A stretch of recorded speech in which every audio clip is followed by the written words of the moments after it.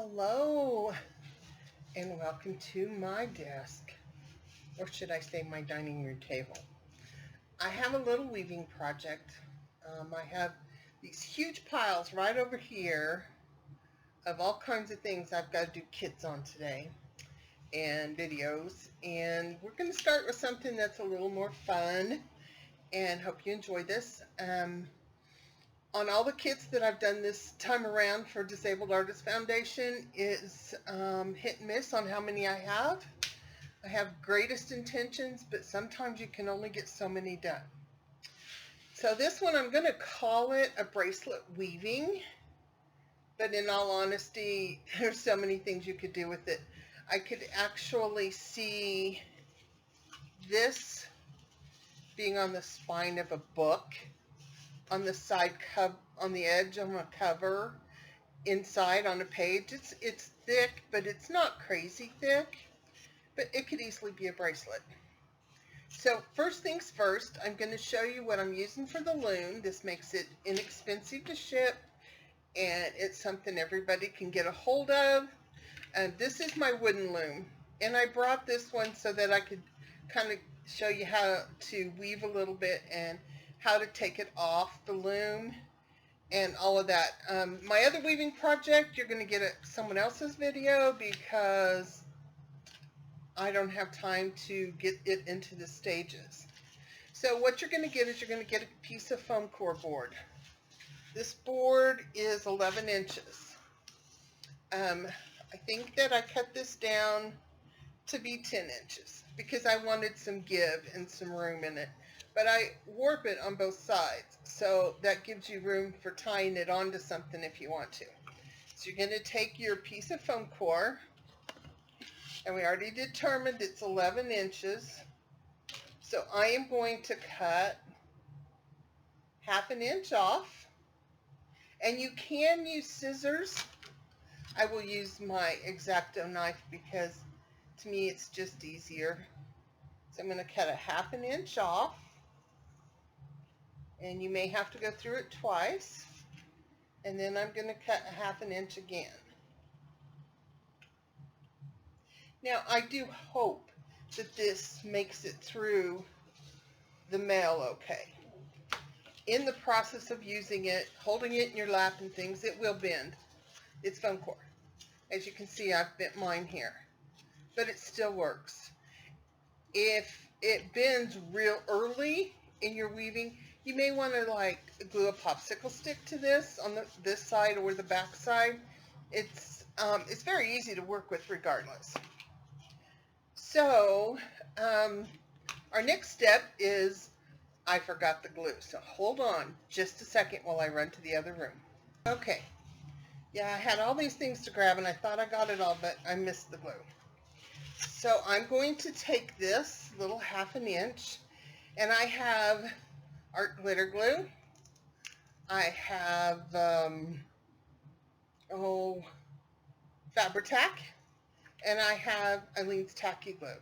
Any glue will work.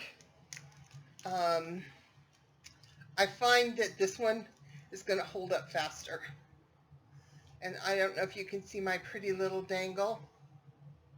Isn't that beautiful? I got that from Junk Journal Johnny, the Junk Journal shop. So get the glue down here. I haven't used this for a while. It's probably gotten a little thick. Just going to put a little bit of glue on it. And I'm going to put it down here on this end. And if you've never woven before, this just gives you room to get in and under when you weave it. And then I'm going to do the same thing with this piece. Now, if by chance, when this comes in the mail, you know how those mail bags can turn out sometimes. If it comes kind of boogered up, you can always use cardboard and just do the same thing. Because, you know, cardboard is something that's around all the time. So, you definitely want something a little heavier than, say, even chipboard, unless it's a, you know, the back of a notebook thing. or a tablet or something. So I'm just going to give this a little pressure because I want to work right on it right away. That's why I chose that glue. So now I'm going to take my X-Acto knife and make slots. You don't have to go all the way to the back, but if you do, it's okay. I have 1, 2, 3, 4, 5, 6, 7, 8, 9, 10, 11. So you want to take this, and if you want to be evenly spaced in everything, you can easily take your ruler and draw your marks, or hold it like this and do your marks. This is 3 inches, so I'll start here at 1.5, and I'm going to make sure I get through at least the first layer, and I'm just going to go every 1/4 of an inch. Normally I would probably just eyeball this, but hey, it's your call. Whatever you want to do. And if you look close at the other one I have started, I know I eyeballed that. But the one thing you want to do, just to kind of keep everything nice and straight, is do the same thing at the other end.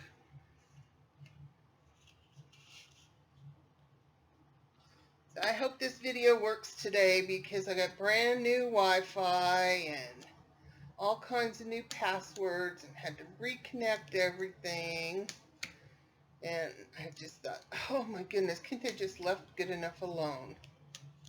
So I'm just going to do my 1/4 inches. And like I said, if you happen to slice down into the bottom layer or all the way through, it is not going to hurt at all. Because I have big wrists. As far as a bracelet goes, I don't like it tight. So if you're making this as a bracelet, then even now it's 10 inches. You lose this, it's still 9 inches. This is still plenty big for a bracelet. So what you're going to do is you will receive in your kit this little bag of fibers. And there is a lot of different fibers in there. There is, I mean, it's crazy. Most of the fibers that you will have in your bag are anywhere from 12 to 24 inches. There might be some longer ones and there might be some shorter ones. But to get a row in here, this is 3 inches. By the time you pull it up a little bit,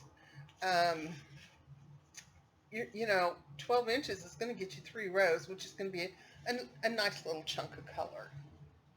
Now, I have not got the kits all put together. I've got the yarn cut and I've got the looms cut. So I got to put it all together. So you guys get to help me figure out how much warp I need. So if this is finished, is close enough to 10 for me, I'm going to leave a nice long tail. Now, you can do this 2 different ways. You can put this in the, okay, you're going to have to hold that. Put it in the groove. Okay, so I'm wrong. Yep, I said that here on national TV.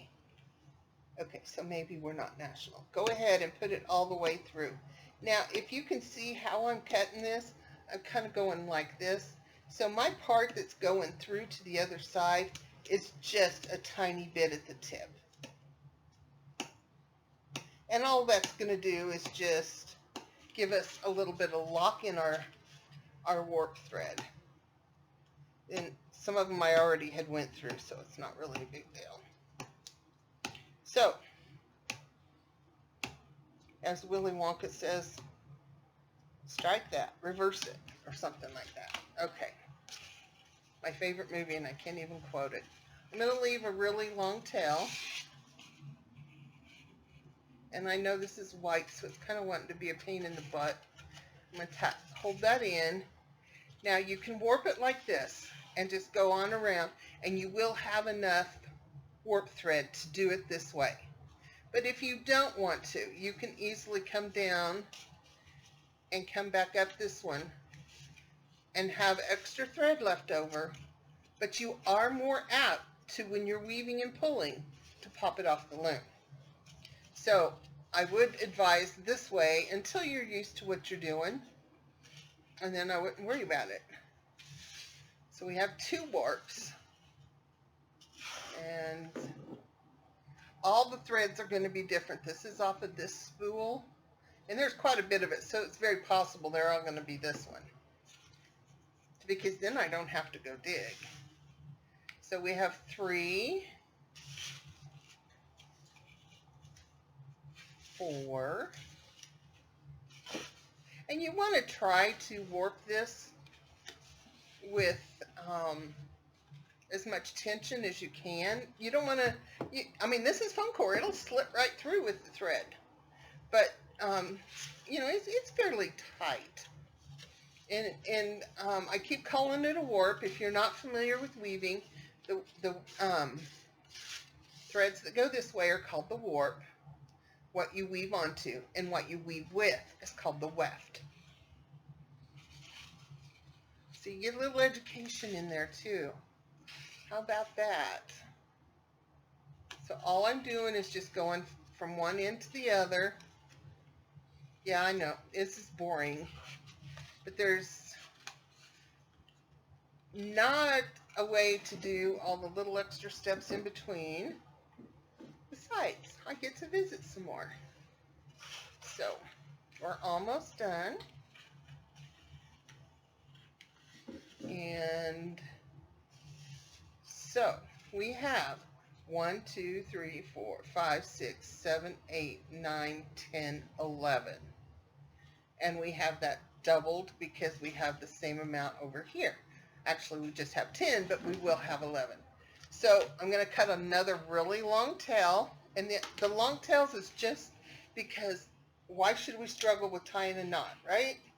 So all I'm going to do is tie these 2, and I'm going to try to aim to get my knot in the middle, because if you want fringe on this and you cut it right here, then these are going to be the same length too. But if you put your knot clear up here and you want fringe and you cut it, this one's going to be short. So that's the only reason for that. So we're going to try to tie this right smack in the middle, or really close. And I'm just going to do, hopefully it's a square knot. If it's not, we'll just do another knot. It didn't slip, but we're going to go ahead and do another knot just to be safe.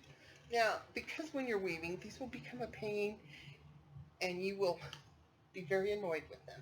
So we're going to put them off to the side. So, I don't know if you can see it from there, but this almost looks Christmas. I know there's other colors in here. There's the pink and the green and the orange, but the way it's woven, you just pretty much see red and green. I think that's pretty cool. So now we're going to start the weaving. And I'm going to start it on here. You will also get in your kit one of these cute little plastic needles. You get the big one for the next weaving kit. So I'm going to take some yarn, and I'm not really sure what's in all the kits, but I always try to put on the end a piece that's not fuzzy, because when you take it off and you start tying your knots to get everything to stay together, the fuzzies get in the way. You don't have to do, you know, an inch or 2, just enough to keep it from getting in your way. Okay, to thread your needle, you're just going to fold it over that. And I'm trying new lighting here, so I'm not seeing as well, but it seems to be okay. So you're going to fold it over that, keep it pinched tight, and go right through it. Easy peasy. So to start your weaving, you're going to weave. I always start with my first one being over, but it doesn't matter. It's over, under, over, under, over, under, over. You always it's always over, under, over, under, over, under. Now I will leave a little tail because we can weave that back in later. And then I'm going to start the next row just the opposite. So this is under, over, under, over, under, over, under, over, under. Now you don't have to use a needle. It just, I don't know, it just makes it easier. Okay, when you're going to put your threads on, if you would look at these and you can see how far they've pulled in from here to here, I pulled too tight. And, you know, it's okay. It's handmade. It's hand woven. I still think it's beautiful. But if you want to keep it nice and even, the fuzzies help hide that. But don't pull it real tight. When you get it to this point, leave a little bit of an arch in it. And I forgot my really precious tool. So let me grab that and I'll be right back. Okay, just in case you were all worried and wondering what that precious tool is, are you ready? A fork.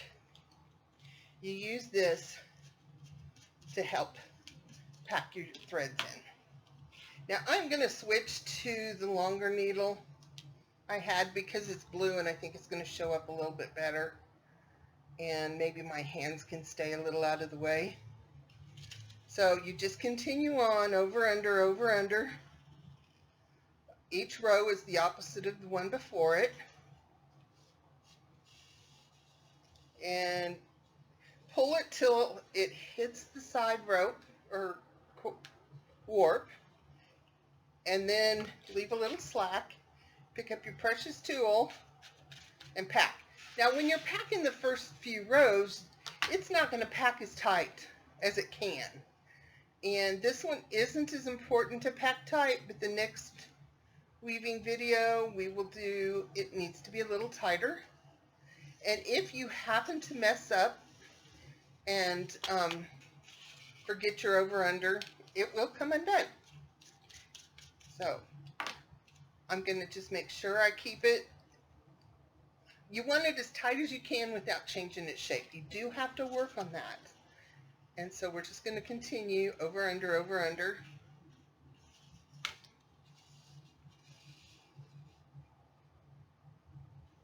And then pack it down. Now I do have plastic forks I was going to put in the kit, but you know, it's always going to be easier if you go get a kitchen fork.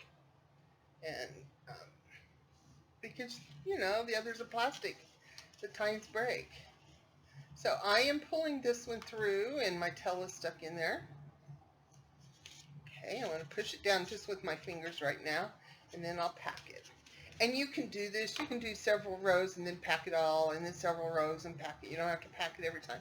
So I could probably get through one more time, but I'm going to leave that. Now, to change colors, you know, if you have some long pieces in there, when you start weaving it, stop when you think that's all the color you want in that section. As you can tell, most of my sections are pretty small. I like the stripes, and some of them may look like they're bigger, but this is actually 1, 2, 3 different pieces right here.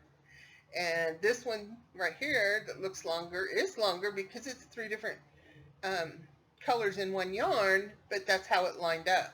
So, you know, it's totally how you want it. Now, there is some fuzzy fibers in the kits you're getting, so I do definitely like to use those. And you can leave your tails out, or if you want to weave up a little bit and then come back and weave your tail in, you can do that too. I tend to probably leave them in because when you take it off the loom and you tie the ends, it's going to kind of loosen up and lock up, and your ends can be kept fairly short. Now I do like bumpies on the top. So say you wanted a bumpy, and I'm just going to do this because it's right here, and I've got this thread I'm going to use now. I can tie this on and just tie it with a knot. Yeah, it's going to be kind of a pain to pull through the first time with that knot. You just do it slow. And I'm making sure that I pull my knot. You know, the brown would have went all the way across once, but I made sure my knot didn't end up over here, because then it's just a lump on the side, and we want to stay pretty. Although there's nothing wrong with the lump on the side. So I'm going to go back to this needle, and come back and just do the same exact. See, I started to go under. This one's already under. So you just go over, under, over, under.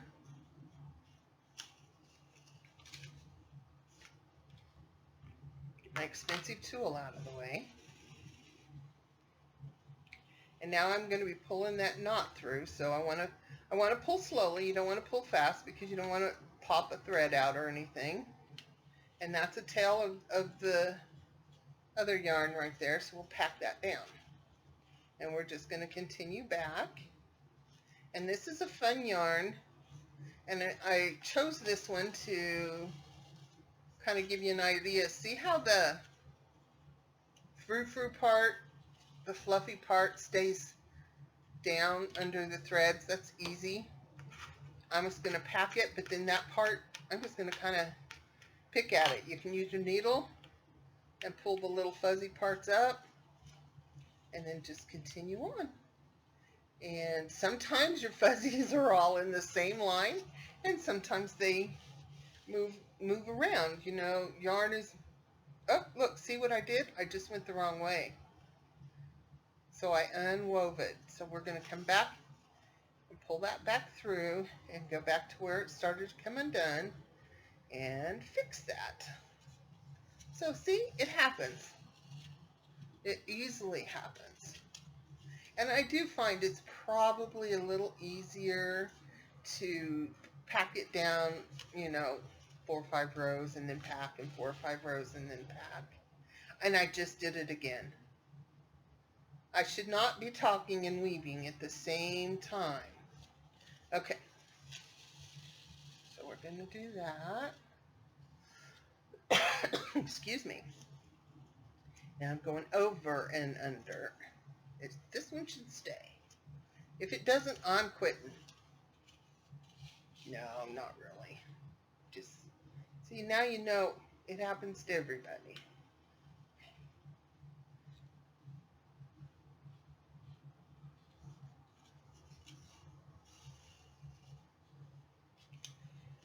Okay, so I have 2 rows with fluffies in there now. And so I can either take the needle and just work the fluffies up, kind of pack it down with your needle.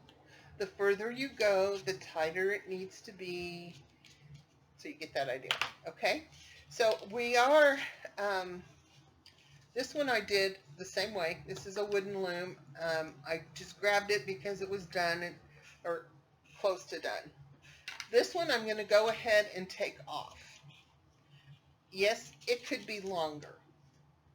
And it's probably not long enough for a bracelet for me yet, but that's okay. I am going to take a non-fuzzy thread, and let's take it off of here, and weave me a couple of rows just to make it have its nice kind of finished edge.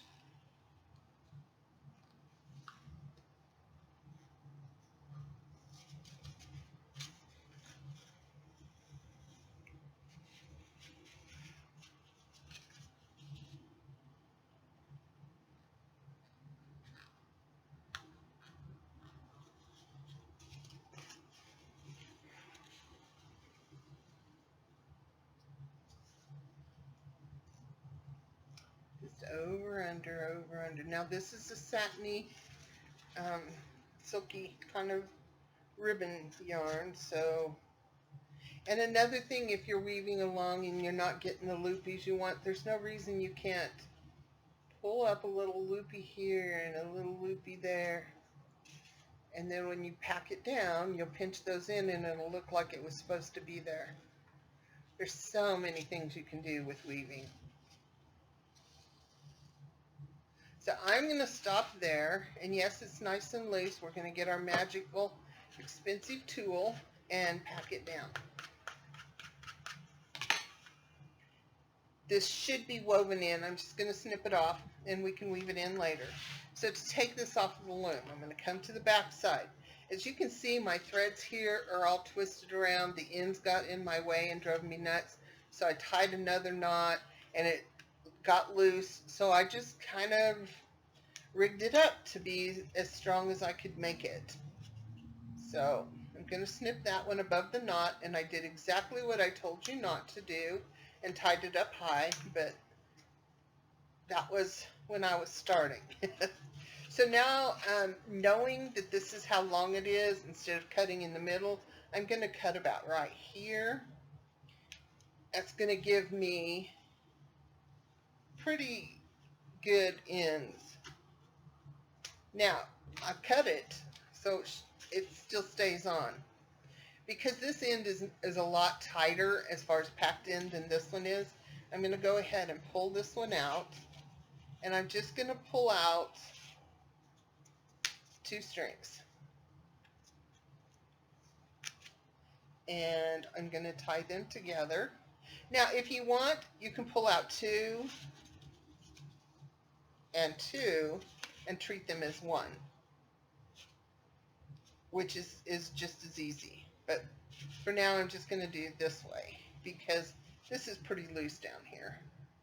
And I'm just going to tie an overhand knot, and I'm going to pull it till it snugs up and catches that. Double knot. And we will do this again. Just 2 threads, tie a knot, and another knot.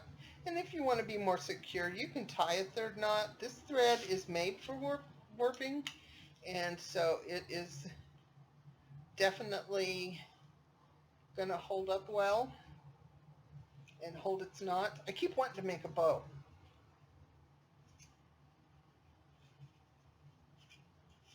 Now you may, like I have here, I have an odd number of strings.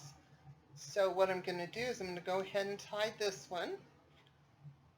And I will use the last, see, there goes the bow again. Oh, goodness gracious. Sorry about that. I was too busy watching myself to look at the screen. Okay, so there's 3 left. I'm going to take all 3 of those off, and I'm going to use 2 in one side and 1 in the other. And just tie that. And tie another one. Okay, so this end is done.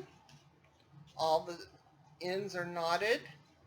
You can cut it off and have a fringe. I would suggest not cutting it off until you have woven all of your ends and stuff in. Excuse me just a moment. Until you've woven all of your ends in and decided how you're going to use this. Now the other side is just the same. This one I'm actually just going to pull them all off because it's nice and tight. And you will tie that and then weave your ends in. If you're wondering how to weave them in, you can use a crochet hook and run it through and then pull the thread back. You can, I have 2 right here that are right, same thread right close together. So I'm just going to tie these 2 in a little knot because knots add texture.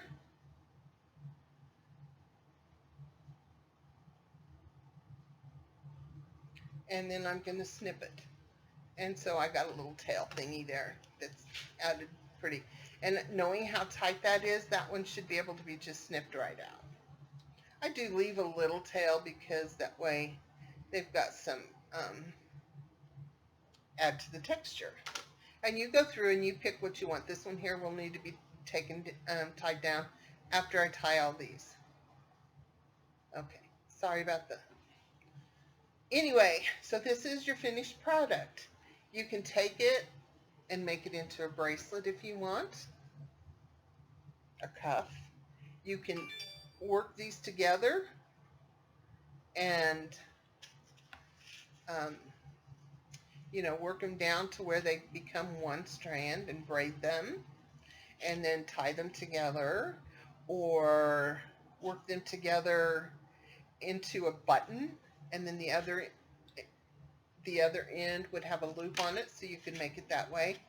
Or you could, okay, this is not a book, but it's what's handy, and we all know how I work, so we'll pretend this is a book. So if you wanted to, you could easily take this and put it on the edge of a book.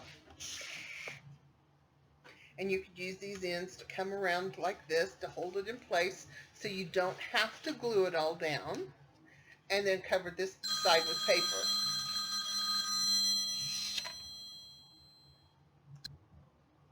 So I will finish this up.